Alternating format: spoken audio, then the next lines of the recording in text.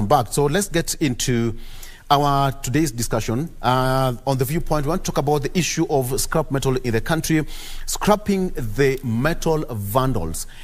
I am so sure that in one way or another you have come across a particular space or somewhere where you've experienced vandalism, more so transformers, or even the road signs. Have you ever experienced that?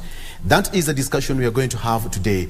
There is a council that is formed under the Ministry of Investment, Trade, and chaired by gentleman Francis Mugo, who is the chairman of the Scrap Metal Council in the country. Once again, welcome to the program now. Thank you. Thank you. What's the mandate of the Scrap Metal Council? Actually, Scrap Metal Council is a parastatal. It's a body corporate established by the Act of Parliament, being the Scrap Metal Act of 2015. And the mandate of the council is to advise the Cabinet Secretary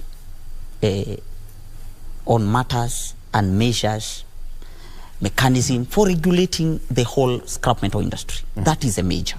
Again, advice on measures, mechanism to protect public interest against vandalism, theft of utility and private property.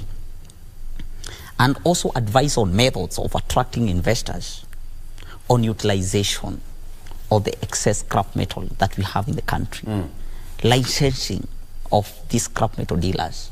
So actually the whole mandate entirely is to advise the Cabinet Secretary on the general management of the scrap metal industry in the country. That is CS Moses Kuria. Yeah, who is a Cabinet Secretary for Ministry of Investment, Trade and Industry. Yeah. Chair, last week you had a presser which was also covered by KBC. You said that vandalism is on the rise, and the place which is what's affected is part of Eastern, talk of Machakos and Kajiado counties.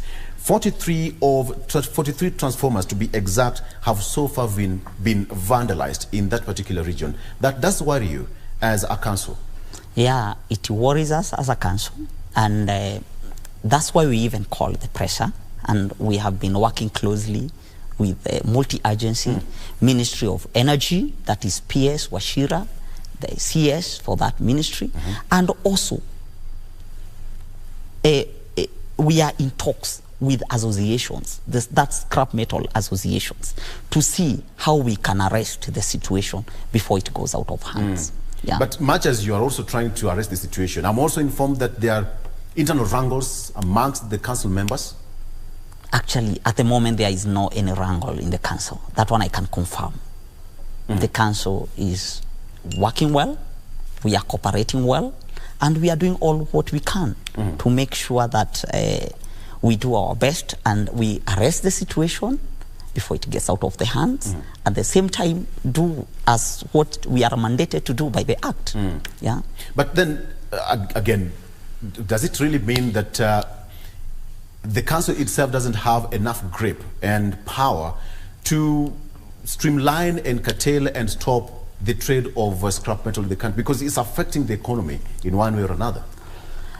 Actually, the Scrap Metal Council, as I began by saying, is a parastatal. It is a young parastatal. It was established by the Act of Parliament in 2015. Operationalization started in 2020, and a lot has been achieved, and we are still in the trajectory to make sure that we are able to achieve on our mandate as a council, to curb the vandalism that is taking place in the country, and also sensitize the members of the public on the importance of making sure that we preserve this infrastructure that is in place. How big is the scrap metal business? What is the general economic outlook? Actually, scrap metal industry is one of the industry that is a driver of the economy, because on a yearly basis, 300 metric tons of scrap is consumed by our steel millers in the country. Actually, we have 18 steel millers in the country, and these millers use about 84% of the scrap in their operations. And this industry has employed close to 1 million people, both directly and indirectly.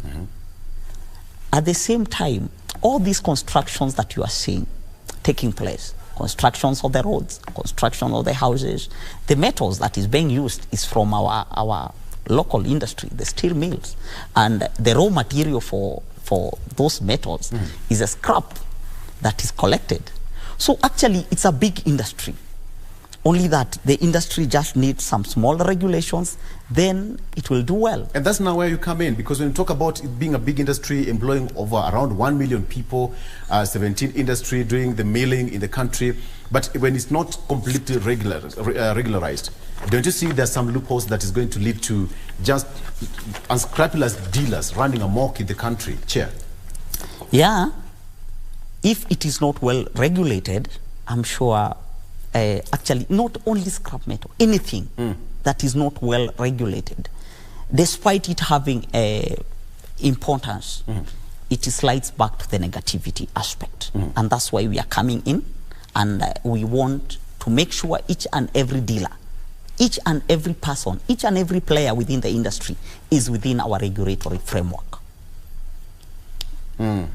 Okay, so let's talk about the issue of streamlining the industry itself, because at the end of the day, you're just a few months into the office when you're appointed. By the way, congratulations. This is your live TV interview. Once you appointed, was it in February? Yeah, it was in February. In February. So you're 3 months old into the office. But what are some of the challenges that so far you've met in that council under the Ministry of Trade and Investment that you really want to get off the way to streamline that council? Okay, when I came in February, actually I found so many things not working. At first there was no chair, and the council had remained without a chair for some time. At the same time, when I look at the Act, there are some gaps that are there in the Act. And one of the gaps is the drafters of the Act left some gaps. I don't know whether it was intentional or not, because the council cannot employ. The council gets its secretariat from the Ministry of Industrialization.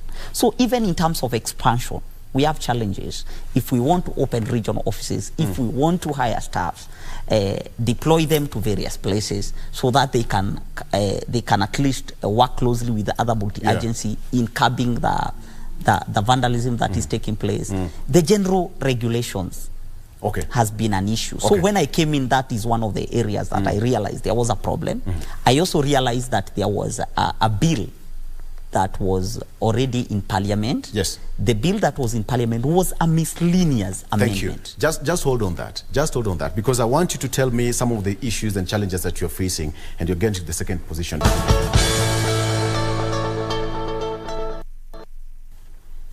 And welcome back. You're still watching Good Morning Kenya. This is A Viewpoint, and I'm still in the studio with Francis Mugo, who is the chairman of the Scrap Metal Council under the Ministry of Investment and Trade, that is under the CS Moses Kuria. So before we took a break and before we even went to Safari Park, we are talking about the issue of the challenges that you're facing as a council. Because when you see an upsurge of scrap metal dealership in the country, we've had so many court cases after court cases. Some of them have not been resolved yet, and I'm so sure your plate is full. What are some of these challenges, Chair? As I was explaining, when I came in, I found some challenges existing. One of the challenges is the gaps in the Act, and which is limiting the council from performing its core mandate. And there were amendments that were in Parliament which were filed as a miscellaneous amendment. And actually, the solutions that we would want as a council for us to be able to work effectively are not contained, cannot be resolved in a miscellaneous amendment. So after some deliberations with the ministry, we resolved that that particular amendment that was miscellaneous, there was no need, because miscellaneous cures only grammatical errors. Yeah. So we withdrew the miscellaneous when was that? Amendment. That was sometimes in March. Yes.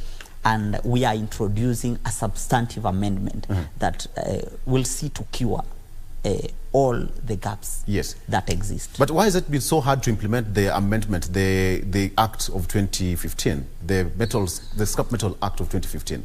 Scrap Metal Act of 2015, with the challenges that it has, we are doing our best to make sure that we implement it as we fast track. Is it because it was presented as a miscellaneous? No, the Scrap Metal Act 2015, which we would want to amend, is still in place. All right. And that is what we are seeing to implementing fully.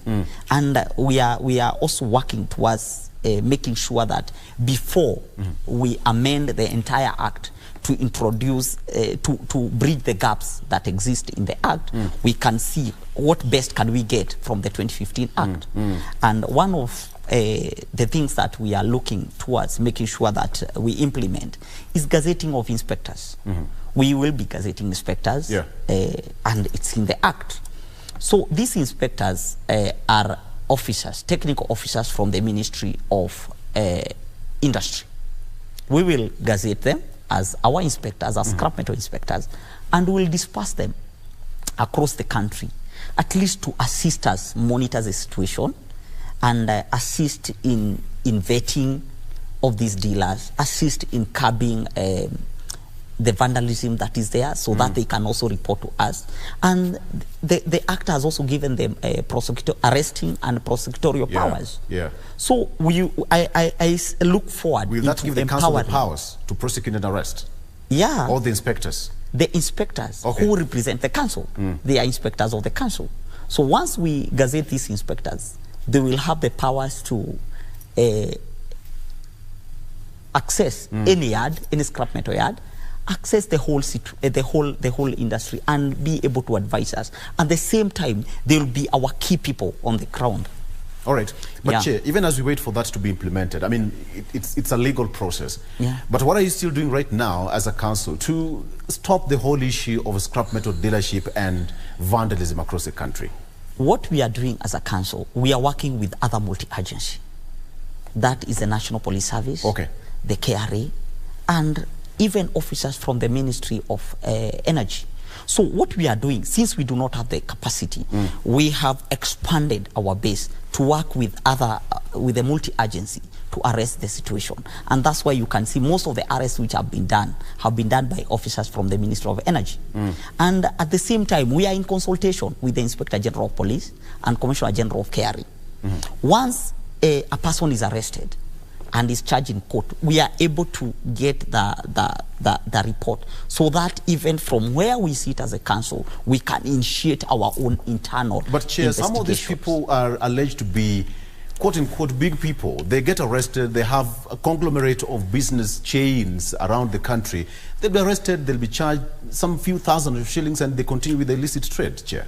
We have not had such kind of information. But one thing I can promise you, and I can promise Kenyans, if a person is arrested and is charged in court, the due process of the law will follow. The challenge that we have had, most of these people are being charged, not putting in consideration the penalties that are there prescribed in the Scrap Metal Act. So they have been charged using other laws. But the Scrap Metal Act has very stiff penalties. And that is what we are also sensitizing members of the public, sensitizing the other agency, the multi-agency, to make sure that they use the right, they prefer the right charges as per the Scrap Metal Act of 2015. And I'm sure that will deter. Are you worried that we have got our porous borders? The scrap metal is being taken from this country and exported to our other foreign nations across our neighbors, name withheld, of course, Namanga being one of the porous borders? We have information that unscrupulous dealers have been smuggling scrap out of the country illegally through the Namanga border, the Lunga border, and the Busia border. So what we are doing at the council, we are working with the agencies that man our borders. That is the police and KRA, to make sure we are able to arrest these people, and these people are charged. Because actually smuggling scrap out of the country, exportation of scrap out of country is illegal. It's not allowed unless where there are exemptions. And the exemptions are what cannot be consumed in the country. Because at the same time, we would want to protect our local industry. Because even if it's not easy for you to get scrap from other countries. So we must protect what we have as a country. And we are very serious on this. And very soon heads will start rolling. Okay. Yeah. There was a representation. Now, of course, it was a case to have a bill to amend that 2015, the scrap metal of 2015, to remove some trade unions like COFEC and et cetera, from the council. What is the implementation? What's the progress so far? As I told you, what was presented contained all that, but it was a miscellaneous amendment. It couldn't have cured what we would want to cure. We want to cure gaps in a substantive way.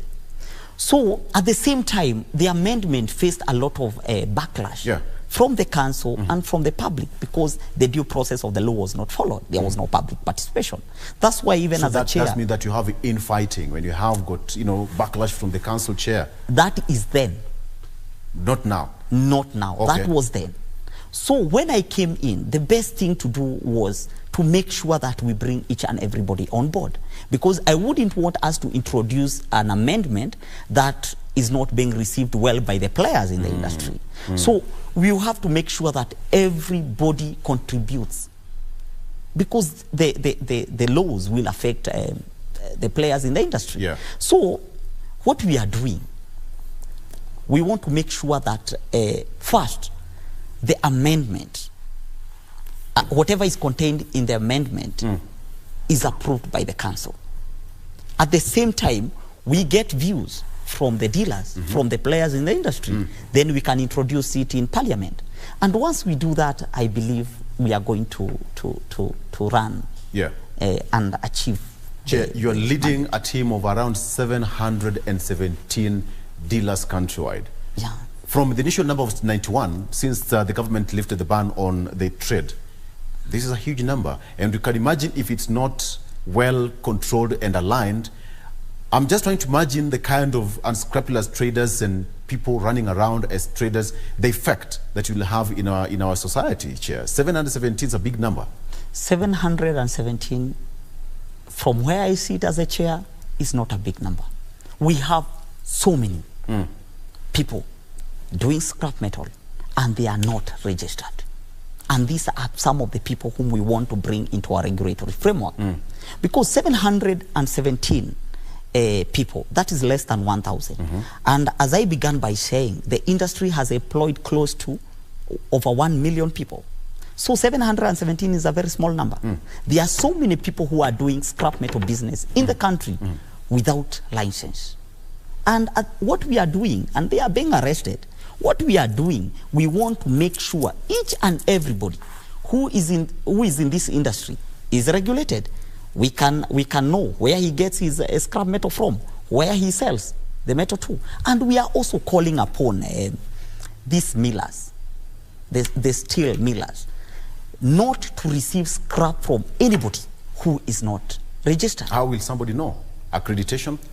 No. How do you identify a licensed a scrap metal dealer? We issue them with the license. Okay. And this license, even if there are very many fake licenses in circulation, we are also aware. Yeah. So these licenses can be verified. There is a code that these people can send to the council, and we can verify whether that license is genuine or not. So what we are doing as a council, we are sensitizing members of the public. Don't do business with a person who is not does not have a license. At the same time, we are calling on government agencies, because there are also other government agencies that once they want to dispose scrap, scrap metal, what they have been doing, they just invoke the Public Procurement and Disposal Act of 2015, and they proceed and dispose without first considering that there is a council that is mandated to regulate the whole industry. And sometimes it brings a challenge, because most of this scrap that is being disposed by the government, by state agencies, county government, by parastatals, it is government scrap. So once it is disposed, it goes to to the miller. When we are having raids in these millers and we are doing our inspections in these millers, we find government scrap. Then we start asking questions. How did this this is done by the government state agencies? Yeah, that is what that's what was being done. I believe also these state agencies didn't understand that there existed a council that regulates the industry. So these are steps that we are taking. And we are also in consultation with all other agencies. And Honorable Moses Kuria has been of... he has really offered us a lot of support in making sure that this council operates and it achieves on its mandate. So there is a lot that we are doing. A lot that we are doing. And in the coming days, I'm sure this will be one of the best industries. 43 transformers vandalized in Machakos and Kajiado counties. This is a worrying trend, Chair. Yeah, it is a worrying trend. There has been an upsurge. That one I can confirm. There has been an upsurge in vandalism. Not only in transformers. This is just, but I mean, a statistic of what's happening across the country. Road signs are being vandalized every day. So what we are doing as a council, we are working with multi-agency. And once we are informed that this person has been found or is being involved in misconduct, what do? We cancel. We first, if he's within our regulatory framework, we cancel the license and we recommend prosecution. And that is what we have been doing. We have been cancelling licenses. At the same time, if a person is involved in the misconduct and he's not within our regulatory framework, we check into the act. Then we recommend, because there are also charges for a person who does that. So, but why should a person vandalize something like a transformer? It's very unfortunate. Very unfortunate. Because I wouldn't want the dealers to look into it in that perspective. There is a lot of scrap that is available in the country. Why should you vandalize a transformer? At the same time, I'm asking the Ministry of Energy. We still have some rogue people within Kenya Power, within the ministry. Because honestly, how does a scrap metal dealer vandalize a transformer that is live, that has live electricity connectivity? I bet because it has and this some is weight, a person, those things are weighed in kilos. This is a person who is not informed. This is a person who is completely not informed on matters electricity. So what does it tell us? There are still people within the ministry who are very wrong. These are the people who are vandalizing. Then that is one of the biggest challenges you're facing, Chair, because when you talk of state agencies, you have got some rogue, officers and people in the ministry. That takes me to the next question. Do we have a situation where guns have been drawn and put on the table during your council meetings? From when I came in, I've never experienced such. I would want to confirm Then where's the problem? I would want to confirm that. I've never experienced such. I also read it in the newspaper, just like you or anybody else. Maybe it was then, but from when I came in, I've never experienced such. And each and every time I call the council for deliberation, they have been very supportive. Very, very supportive. That one I can confirm in making sure that we are able to achieve on our mandate. So, a lot is happening. We are amending the act. We are working closely with the multi-agency. Before we are allowed to employ, we are working with the multi-agency. What are some of the good things in that act? Perhaps the dealers can talk about, even the nation can be so happy about. The good things in the act, one of them is we are able to regulate. Right. It gives us powers to issue license, to cancel license, to advise on the general regulatory framework of the industry. At the same time, this act also gives us powers to gazette inspectors. At the same time, the act has stiff, very stiff penalties for any player in the industry who is involved in misconduct. And it has prescribed various penalties. Like if you are arrested, you are trading without a license, you are taken to court, you have to pay a fine of 10 million. Or you are imprisoned for a term not less than 5 years. So the act has very stiff penalties. What has been taking place, the act was not being used. Many people are not aware of the existence of the Scrap Metal Council, which is a regulatory framework. At the same time, we have associations, Scrap Metal Association. This association, before we license you as a dealer, you must first go to the association. The association does the vetting. Once they give you a license, that is a trading license. You come to us now with that trading license, then we can do the vetting aspect. Once we do the vetting and we are able to see that you can be involved in this business, we give you a license and we monitor you. But before we monitor you, remember there is also an association. So in case something happens to you, we also contact the association. And at the same time, we are calling the associations to engage their members, to make sure they don't give license to rogue dealers. What is the response from the Ministry of Trade under CS Moses Kuria? The Cabinet Secretary, Honorable Moses Kuria, has been very supportive. We have been in constant consultations. He's assisting us in making sure that we gazette the inspectors. At the same time, we are working on gazetting the regulations. In the next couple of weeks, we'll be gazetting the regulations. At the same time, the Act prescribes of 250,000 as license fee for the dealer. But the same Act gives us powers to advise the Cabinet Secretary on other licenses that we can issue. So we are also in consultation within the council, and we are going to have sitting very soon to make sure that we agree that we will issue the 50,000 license. We'll issue the 150,000 for the collector. That is a person at the bottom of the pyramid. We issue the license for the 50,000. We also issue the license for the agent, the 250, the dealer, the smelter, so that we can cover each and everybody within the regulatory framework, even the person at the bottom of the pyramid. At the same time, Waziri has advised us to enlarge our base and engage these associations head. And that's what we have been doing. We'll be having a meeting in Mombasa.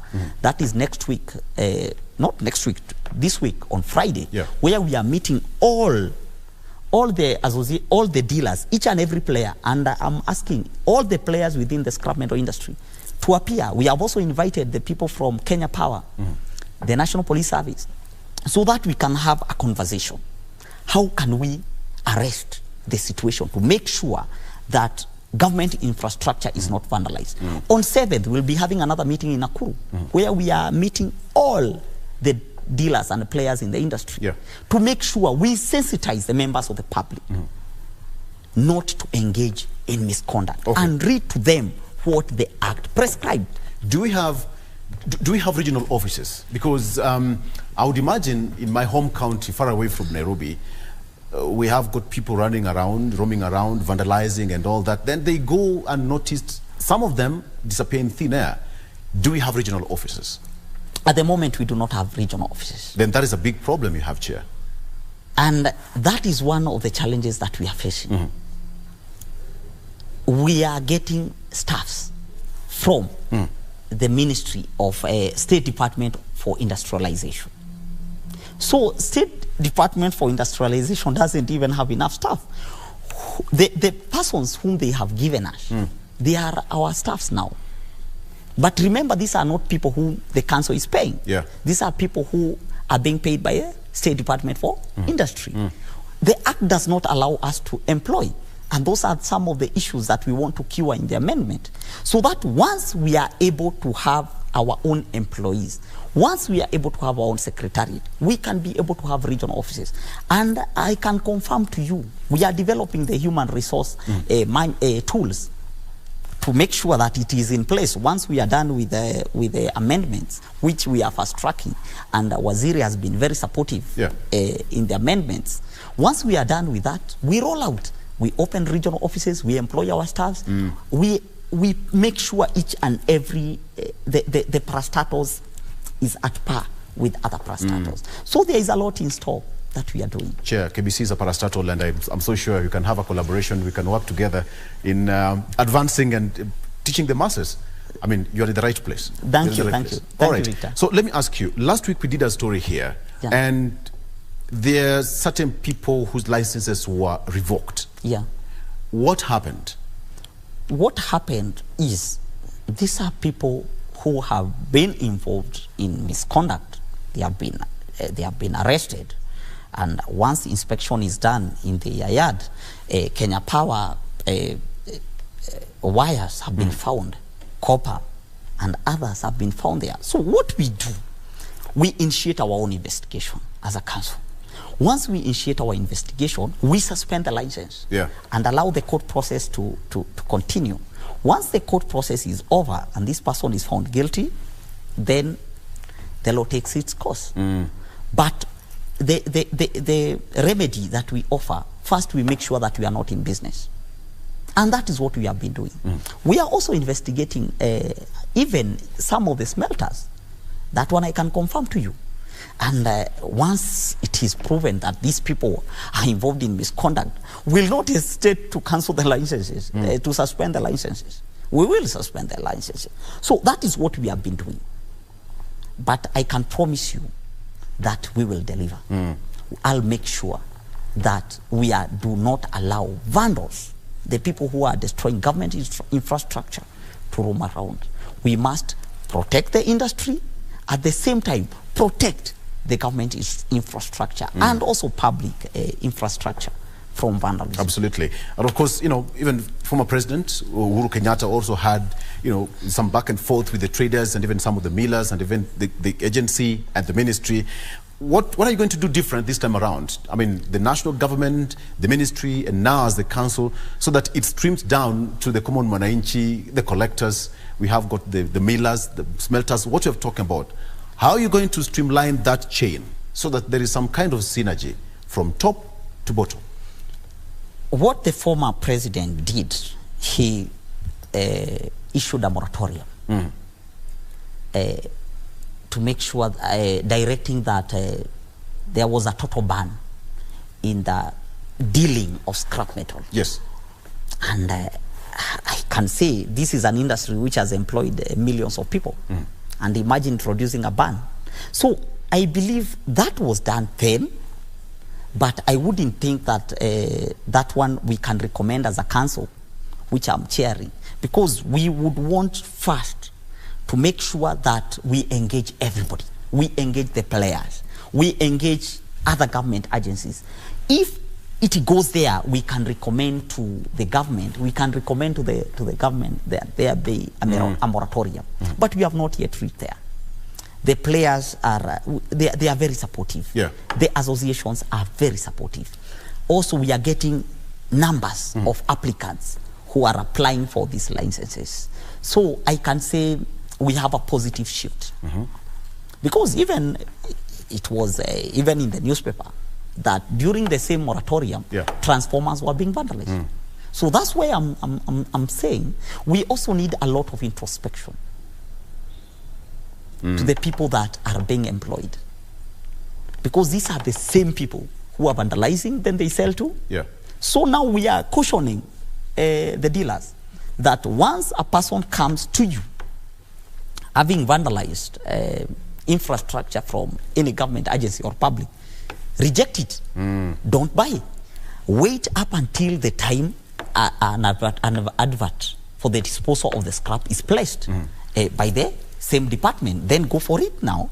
And we will be there to offer advisory and also make sure that the people who participate are people whom we have licensed. But now if you receive them through the back door, you'll be in for it. So a lot is taking place. And I'm sure if our members, who are very supportive so far, the association heads who are arranging these meetings, they are also very supportive. I don't see a moratorium coming. If they all agree that we have to end the vice. But in an event that players, if we are not able to arrest the situation, will not sit and allow government infrastructure to continue. Is Kenya in a position to sustain itself and the industry itself? I mean, at some point I would imagine that people would be running out of raw material. Or are you planning to import some raw material from other jurisdictions? Not really. What we have in the country is enough. As I told you, every year our millers consume 300,000 metric tons of scrap. That is for the ferrous, what can be used in the country. You see? But we also we have also given a small window for the export for what we cannot consume, what our millers cannot consume. So I believe there is sustainable. It's sustainable. And also in the finance bill, we are introducing a heavy tax for those people who would want to import scrap. We are also careful into regulating the export and the import to make sure that Kenya is not a dumping zone. What is the margin of importation of raw material? Importation? Yes, out of 100%, what is the window given? I mean, we have got local millers as well. We have got collectors. So what is percentage given for the importation? For the importation, we give a very, very small window. Yes. A very small window. Because at the same time, we wouldn't want Kenya to be a dumping zone. Yeah. So if whatever is available can sustain the industry, why should we issue import license? And what we have completely banned is the export of what can be consumed by our millers. And that's where we also want to seal our borders. Chair, you are getting into a situation where we have got, let me call them cartels. It's a multi-billion kind of business, and you know this. Yeah. I'm so sure you've been receiving calls from different quarters, people talking this or that, don't do this, don't do that, Chair, do this and that. What are you going to do different to change the whole game plan in the council? Because if you ask me, the common mwananchi down there is suffering. Sufuria imeenda, mabati imeenda, chuma imeenda, the road guardrails imeenda, the transformers are going left, right and center. What's the game plan that you're going to change to turn around the entire council? You have got 3 years to do this. The game plan that I have is to make sure that we amend this act. Once we amend the act, believe you me, we will have solved 90% of the challenges that are facing the council. The council is being called a toothless dog, I know. But I'm going to use the current act to make sure that we implement what is there before we do the amendment. And that's why I'm in consultation with other agencies, including the KRA, including the National Police Service. And we are also in deliberation with the Waziri, whom the Act gives us powers to advise, and he has been very supportive. But we are also looking into how we can be able to tap what is available. That's why at the moment we are using inspectors from the State Department of Industry. But now moving forward, we'll also have deliberations and discussion. We can also recommend having our own police unit. Okay, to Chair, curb the vandals. Let's take a quick break. It's 9:01. Let's take a break. And to come back, I'm going to give you a minute or two to give your closing remarks, because at the end of the day, something has to give. Something has to give. So let's take a break. And when we come back, we'll be having our closing remarks with Francis Mugo, who is the chair of the Scrap Metal Council in the country. And a lot is happening. He is the man at the helm of that council as we speak. Taking a break, we'll be right back shortly.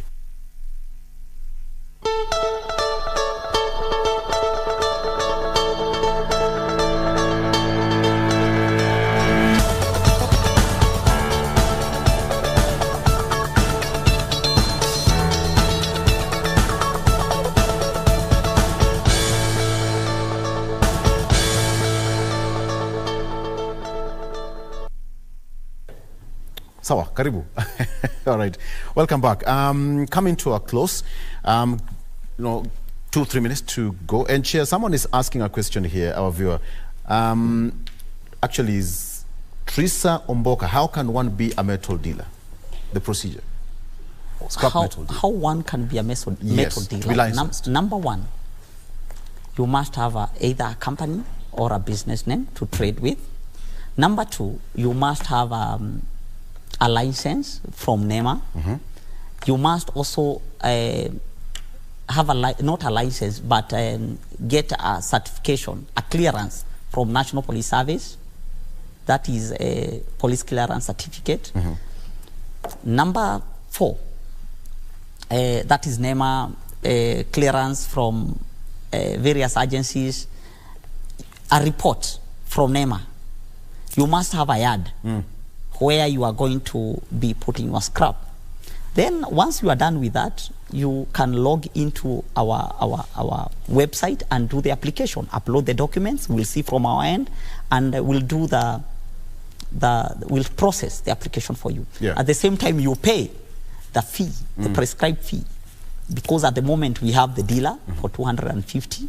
Soon we'll be opening for the collector, the 50,000 agent. Yeah.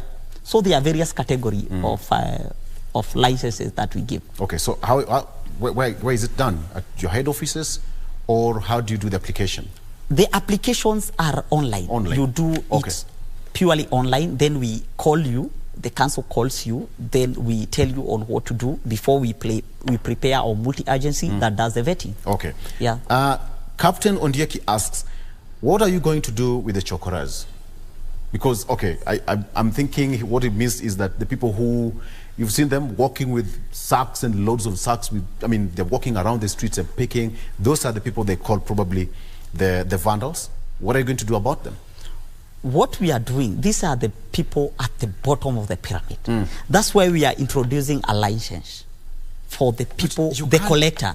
And this collector, license a chokora, this collector is a person who has a small shop where he collects from the area. So he picks from these people who works with sacks, but is also not will not also allow him to store more than I think 1,000 kgs. So he collects, and he also gives us information. If he is within our regulatory framework, he is able to give us information that I received this from so and so, I received this from so and so, because also these people who do the collection, the people you are calling chokora, they do a great job. Because imagine, they are cleaning the environment. Remember, scrap metal is a waste. If it's left, it's a hazard. It will have hazardous effect. So once these people do the collection, they take to the collector, who is able now to have a list of whatever he has collected, and he has collected it from who. Yeah. So we want to introduce a license for the collector who will deal with those people who work with sacks. Okay. There's a guy called Kirandi, asking that the interference from the stakeholders and even some other, interference from the stakeholders is one of the biggest hindrances in streamlining the council. What do you make on that? Yeah, apparently, probably because the question I asked, because of the stakeholders, the conflict of interest. Yeah. There has been so many conflict of interest, but we are seeing into how we can make sure that we overcome it. Any business that is being done, there are people who would want to lock their business from other players coming in. So we are looking into how we can win. Okay. And overcome those challenges. There are challenges that are there, and we expect them to be there. Okay. Chair, I want to let you go. But before I do that, I want to give you closing remarks. What are you going to do in the next 3 years so that at the end of the day, we are going to look back and say that you've streamlined the council once and for all? That is something that people can say that has employed people from, Mashinani up to where it is, and you can give it a national outlook. What are you going to do?